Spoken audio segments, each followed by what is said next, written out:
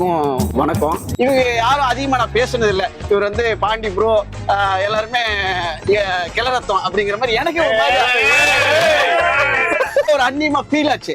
ஆனா ஒவ்வொருத்தரா வந்து பேசிட்டு போனாங்கல்ல, உண்மையுமே என் நெஞ்சுக்குள்ள அதே இந்த பட்டிமன்றத்தை எல்லா பேசி அவங்க பாயிண்ட் எல்லாம் எடுத்து பேசுவாங்க. ஒரு பாயிண்ட் இருக்காது.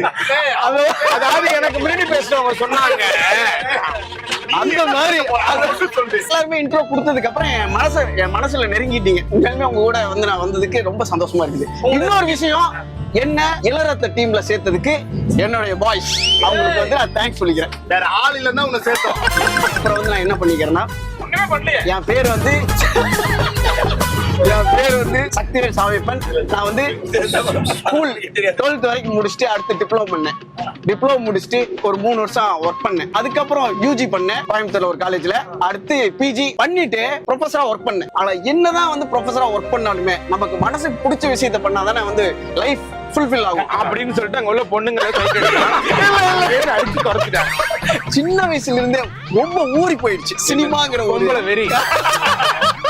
இல்ல சினிமாங்கிற ஒரு இது வந்து வெறி வந்து ஊறிச்சு. என்னால அதை வந்து விடவே முடியல. நிறைய எதிர்ப்புகள் வந்தது. அந்த எதிர்ப்புகள்லாம் தாண்டி நான் வந்து முயற்சி பண்ணேன். அந்த முயற்சிக்கு ஒரு பலனா இவர் தான் வந்து எனக்கு கேட்ட ஓபன் பண்ணி விட்டாரு. ஏன்னா பிளாக் ஷிப் சேனல்ல ஒர்க் பண்ணும். அப்போ அவர் வந்து ஃபன் பண்றோம்லயே நம்ம 2 பேரும் ஒண்ணா ஒர்க் பண்ணுவாங்க. சொல்லாதீங்க, நான் வெளியே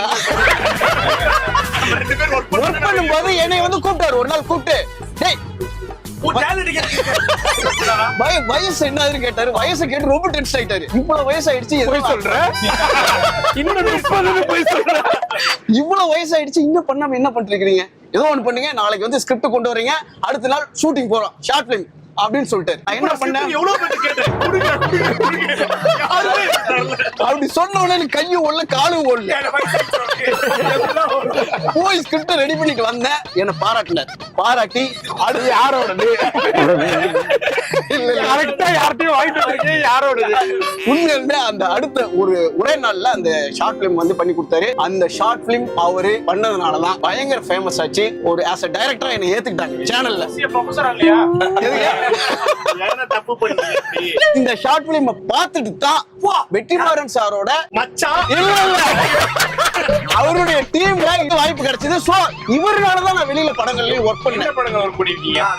பேட்டை காளி, அப்புறம் வந்து ஜென்ம நட்சத்திரம் ஒரு படம் ஒர்க் பண்ணேன். சின்ன படங்கள் தான். அப்புறம் யாத்ரீகன் அப்படின்னு ஒரு படம் ஒர்க் பண்ணேன். இந்த படம் எல்லாம் ஒர்க் பண்ணிட்டு அப்புறம் வந்து அவரே கூப்பிட்டாரு ஒரு நாள். என்ன பண்ணிட்டு இருக்கிறீங்கன்னு கேட்டாரு. இன்னும் வந்து நாங்க படங்கள் ஒர்க் பண்ணிட்டு இருக்கிறானே. சரி ஓகே, அதாவது வெளியில போயிட்டேன் விட்டுருக்கலாம். ஆனா அடுத்த